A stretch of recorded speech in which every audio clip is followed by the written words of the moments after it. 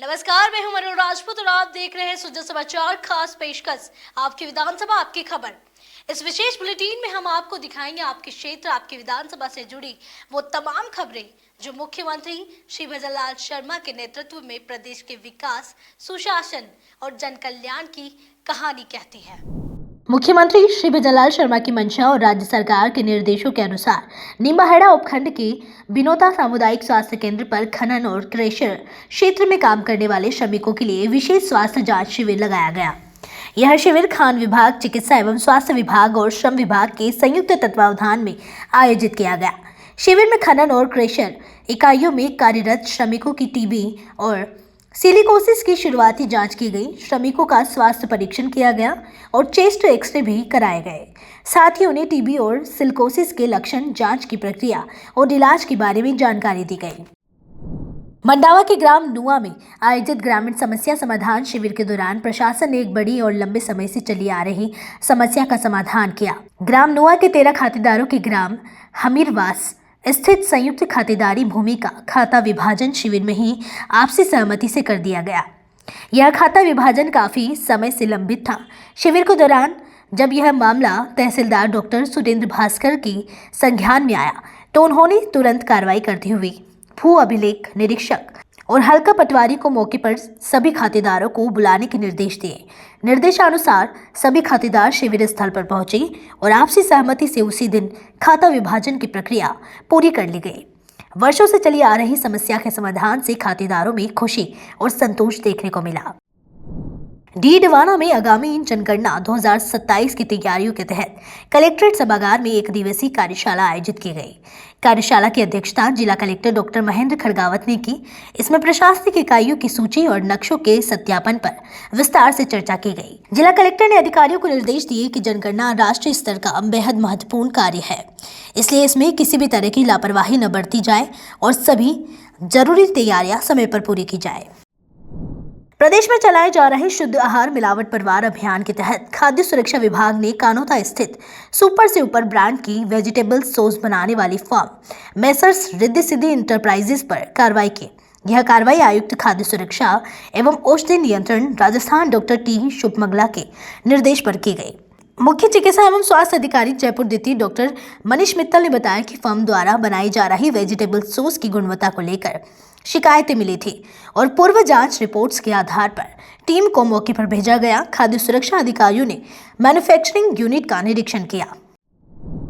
मुख्यमंत्री श्री भजनलाल शर्मा की पहल से किसानों को बड़ी राहत मिली है। सरकार ने पारदर्शिता के साथ समर्थन मूल्य पर मूंग और मूंगफली की खरीद शुरू कर दी है। इससे किसानों को अपनी फसल का सही और सुनिश्चित दाम मिल रहा है। बीकानेर में कोलायत क्रय विक्रय सहकारी समिति लिमिटेड द्वारा पुगल रोड स्थित अनाज मंडी में किसानों से मूंगफली की सरकारी खरीद की जा रही है। यहां मूंगफली का समर्थन मूल्य 7,263 रुपये प्रति क्विंटल तय किया गया है। सरकार की व्यवस्था के तहत जमाबंदी और गिरदावरी के आधार पर प्रति किसान 40 क्विंटल तक मूंगफली खरीदी जा रही है। सर, ये समर्थन मूल्य खरीद है, भारत सरकार की योजना है। इसमें किसानों से समर्थन मूल्य पर जिन्स ली जाती है। बीकानेर के ये खरीद केंद्र 12 बीघा और गौण मंडी पे आप अभी खड़े हैं।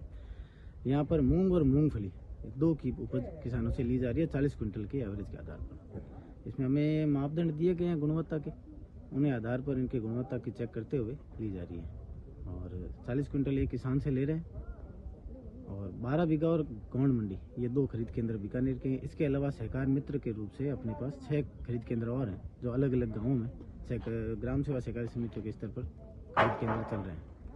प्रतिदिन कितनी खरीद हो रही है अभी एवरेज ऑन अगर आप बात करें तो लगभग यहाँ पे आज की अगर बात करें तो लगभग 15 से 20 किसान अभी तक आ चुके हैं और संभवतः उम्मीद है कि लगभग 20-22 किसान और आ जाएंगे। लगभग ये मान के चलिए दिन भर में 50 किसान यहाँ पे आ जाते हैं। बाकी अदर खरीद केंद्र और वहाँ भी 50 जाते हैं, तो 100-125 के आसपास रोज की किसानों का आवक है। जैसे ही किसान यहाँ पे मूंगफली तुलवाता है और उनको मूंगफली तुलते ही हैंडलिंग दे दी जाती है। हैंडलिंग देने के बाद में किसान जो भी जिसके नाम से पंजीकरण है वो अपना विक्रय पर्ची कटवाता है। जैसे किसी की महिला के नाम का है, वृद्ध पुरुष के नाम का है, तो वो जब भी आए 2 या 3 दिन में, तो जैसे ही आते हैं कुछ किसान तो सेम हाथों ही हैंडलिंग देते ही हाथों हाथ ही विक्रय पर्ची कटवा लेते हैं। जैसे ही उन्होंने अंगूठा लगाया उनको एक विक्रय पर्ची रूप से दी जाती है देते ही उनके जैसे ही वेयर हाउस में हम यहाँ से माल जमा कराते हैं, वेयर हाउस रिसिप्ट आते ही उस किसान के खाते में तत्काल भुगतान हो जाता है। मतलब पारदर्शिता मतलब से हाँ, काम हो रहा है। मतलब 2 या 3 दिन कम से कम है, तो अधिक से अधिक 5 से 6 दिन। हमारे को दे रहे हैं 7263 और कितने क्विंटल मूंगफली ली जा रही है? देखो मूंगफली तो गिरदावरी के हिसाब से ली जाती है, जैसे 40 क्विंटल है अधिकतम। तो आपकी कितने क्विंटल ली गई है? हमारी 40 क्विंटल। आप कहाँ से हैं? डांडू सॉरी बीकानेर में। बीकानेर राजधानी जयपुर महिला सशक्तिकरण की मिसाल बन गई, जहां मुख्यमंत्री श्री भजनलाल शर्मा ने जवाहर कला केंद्र में आयोजित सरस सखी राष्ट्रीय मेला का भव्य उद्घाटन किया। इस मेले में देश भर की महिला सखियों की मेहनत, हुनर और आत्मनिर्भरता की झलक साफ दिखाई दे रही है।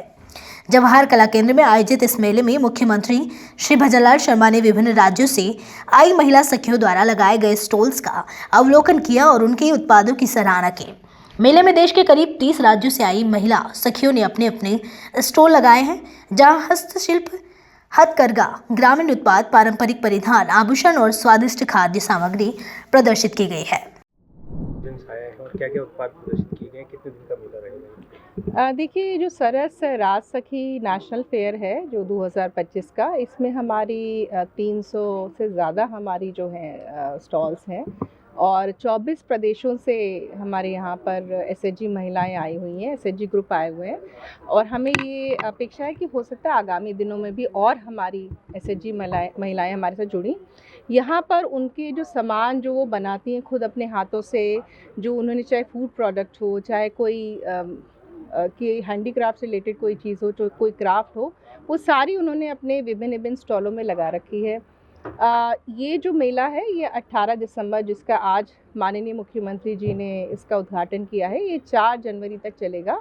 हमने इसको इस बार लंबा इस वजह से भी रखा है कि हमारे जो भी जयपुर वासी हैं और हमने प्रचार प्रसार से कोशिश की है कि पूरे प्रदेश से जनता, एनसीआर से जनता यहाँ पर आए, इसका लाभ उठाए और एक अच्छे वीकेंड्स भी ताकि रखें। छुट्टियों का मौसम शुरू हो रहा है, बच्चों के स्कूलों की छुट्टियां भी शुरुआत होने वाली है, तो एक सभी लोगों के लिए कुछ ना कुछ रखा है, बच्चों के लिए, बड़ों के लिए, महिलाओं के लिए, तो सभी के लिए हमने व्यवस्था यहाँ पर की है। कितने स्टेट से आर्टिस्ट आए हैं, किस तरह की कला लेके आए हैं? 24 प्रदेशों से हमारे एसएचजी महिलाएं आई हुई हैं। कोई अच्छे ऊन का कोई प्रोडक्ट बना रही है, कोई इस तरीके का कोई अचार का कोई प्रोडक्ट बना रही है, कोई अपने बैग्स का प्रोडक्ट बना रही है, तो बहुत विभिन्न है। कश्मीर से भी हमारे आए हुए हैं एसएचजी, वो उनके वुलन के जो प्रोडक्ट्स हैं वो अपना लेके आई हैं। साथ ही हर दिन यहाँ पर कल्चरल संध्या होगी, एक सांस्कृतिक संध्या होगी जिसका ड्यूरेशन 1 से 2 घंटे रहेगा, उसका भी लुत्फ़ आके लोग उठा सकते हैं। काफ़ी लाइव डेमोस हमने रखे हैं, वर्कशॉप्स रखी हैं ताकि बच्चे आएँ तो उनको कुछ पेंटिंग का, किस तरीके से बारीकी से काम होता है, महिलाओं के लिए मेहंदी का, क्योंकि ये सिर्फ जेके के परिसर में नहीं फैला है, ये आईजीपीआरएस में भी है, जहाँ पे डिपार्टमेंट को भी हमने स्टॉल्स दिए हैं। कुछ एक डिपार्टमेंट भी अपना क्या-क्या उनका विभाग करता है वो भी उसमें प्रदर्शित हो रहा है। तो एक तरीके से अपने आप में काफ़ी संपूर्ण और व्यापक है और हमने कोशिश करी है कि जो हमारे मिनिस्ट्री है रूरल डेवलपमेंट की, उनको भी हमने कहा है और बाकी भी जो हमारे समस्त अधिकारी हमारे साथ जुड़े हुए हैं, लोग जुड़े हुए हैं, हमने सबसे कहा है कि आप आइए, मेले को देखिए और रोज़ डेली प्राइजेस हैं इसमें और सिर्फ जनता के लिए प्राइजेस नहीं है, ये एसएचजी महिलाओं के लिए भी प्राइजेस हैं कि जब सबसे ज़्यादा जो सेल होगी, जब ये मेला ख़त्म होगा उसमें भी अंतिम दिन उनको भी प्राइजेस मिलेंगे, तो सभी के लिए कुछ ना कुछ है, हमने कोशिश की है।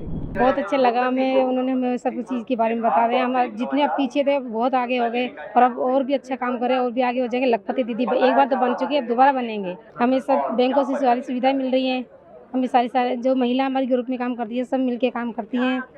हमें यहाँ स्टॉल फ्री में दी जा रही है और हमारा जो सामान प्रोडक्ट लेके आते हैं वो सारा हमारी अच्छी बिक्री होती है। हमें सब चीज़ की सुविधा, फुल सुविधा मिली हुई है, क्योंकि हमारे जो भी हमारे साथ में काम करते हैं उनको भी सुविधा मिली हुई है।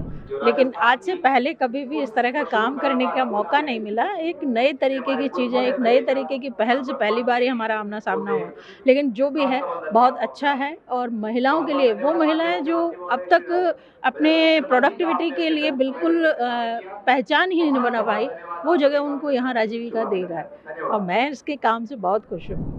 प्रदेश सरकार के सफल 2 वर्ष पूरे होने के अवसर पर सुशासन दिवस सेवा पखवाड़ा के तहत बेंगो विधानसभा क्षेत्र में सेवा सुशासन रथ का व्यापक दौरा जारी रहे।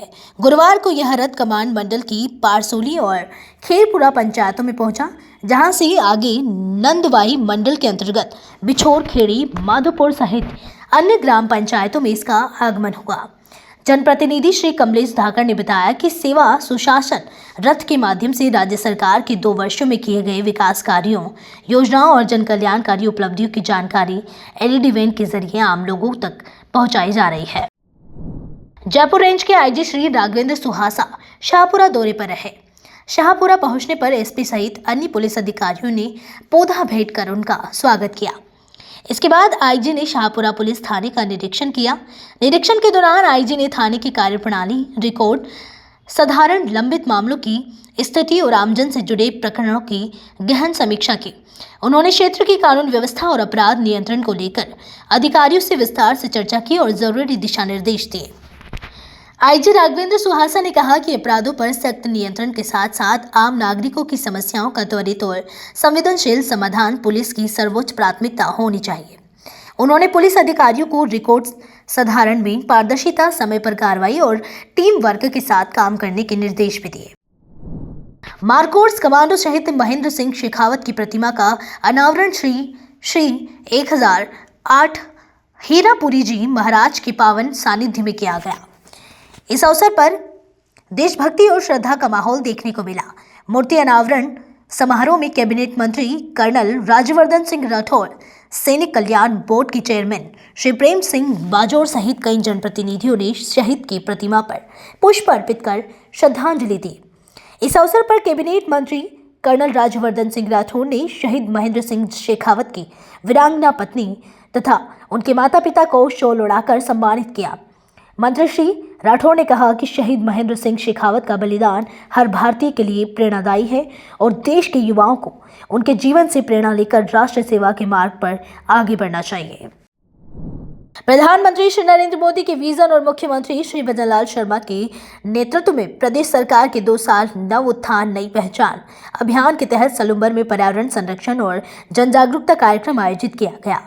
वन विभाग सलुम्बर के तत्वावधान में कार्यक्रम में पेड़ पौधे मत करो नष्ट, सांस लेने में होगा कष्ट और हरियाली को बढ़ाना है, प्लास्टिक को हटाना है, जैसे नारों के माध्यम से पर्यावरण संरक्षण का संदेश आम जन तक पहुंचाया गया।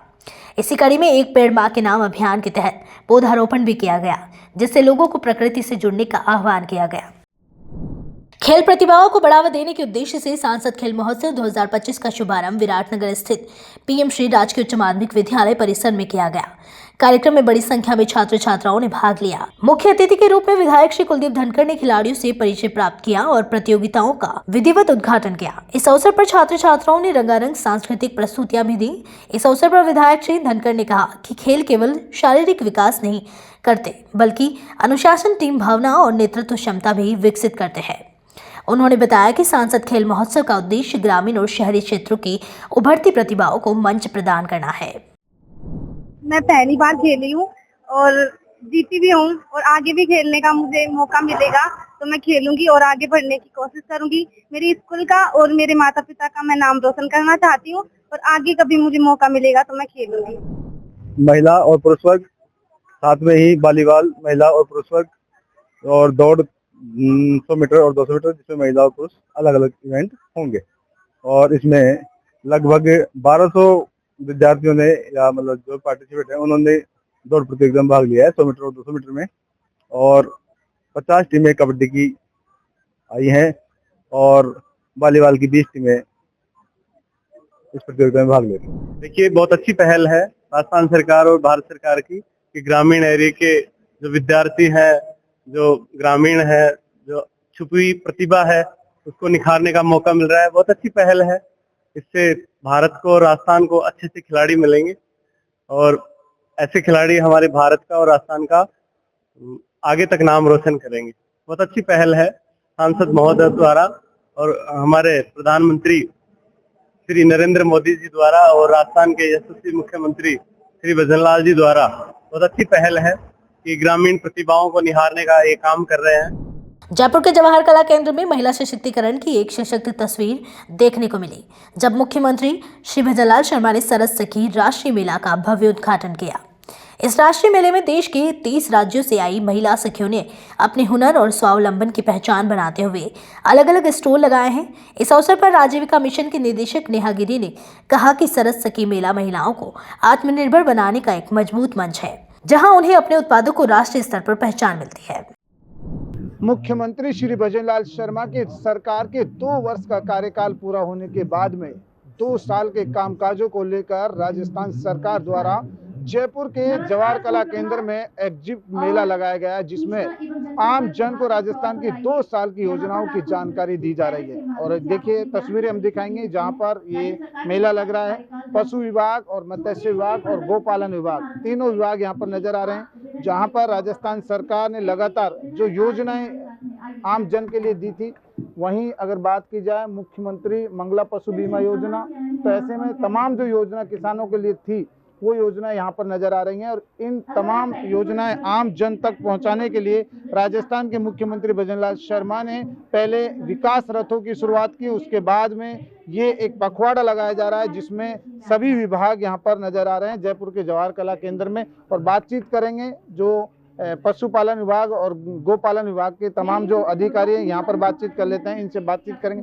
सर, राजस्थान सरकार लगातार 2 साल के कामकाजों को लेकर यहाँ पर एक एग्जिट मेला लगा है, क्या कहेंगे किस तरह की योजनाएं सरकार ने 2 साल में दी? सरकार ने अपने 2 साल के कार्यकाल में पशुपालन और गोपालन की बहुत सी योजनाएं हैं, जिसमें स्पेशली गोपालन के लिए गोपालन में एक जो गौशालाओं का अनुदान दिया जाता है, वो अनुदान का 2 साल के अंदर सरकार ने पैसा मतलब जो प्रति गोवंश को बढ़ा के पहले 40 और 20 रुपए थे, अब उनको बढ़ा के 50 रुपए बड़े पशु के लिए और 25 रुपए छोटे पशु के लिए, मतलब 2 साल में अनुदान को 25% वृद्धि करी है। और इसके साथ साथ गौशालाओं में जो आधारभूत परिसंपत्तियों के निर्माण हेतु हमारी 3 योजनाएं संचालित हैं। पंचायत समिति स्तरीय नंदीशाला योजना और ग्राम पंचायत गौशाला ओब्लिक पशुआश्रय स्थल तथा गौशालाओं के विकास के लिए गौशाला विकास योजना।